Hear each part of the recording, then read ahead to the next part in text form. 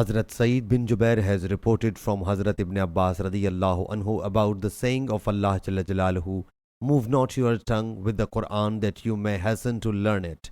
When Hazrat Gabriel alayhi salam would visit Allah's apostle sallallahu alayhi wasallam with revelation, he sallallahu alayhi wasallam would move his tongue and lips with it, which would distress him, and even the other people were aware of it.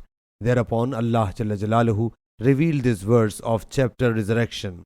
Move not your tongue with Quran that you may hasten to learn it. Undoubtedly, it is upon us to preserve it and to recite. It is on us to preserve it in your heart and make you recite. So when we have already recited it, follow then its recital. When we have revealed it to you, listen it attentively. Then it is upon us to make clear its minute details. Make you illustrate it with your tongue. The reporter says when Hazrat Gabriel alayhi salam would visit him, he sallallahu alayhi wasallam would lower down his head, and when he would go, he sallallahu alayhi wasallam then would recite as Allah Jalla Jalaluhu commanded him. Awla laka fa'awla. Woe is near to you, now woe is near is a warning. Sahih Bukhari Hadith number 4929.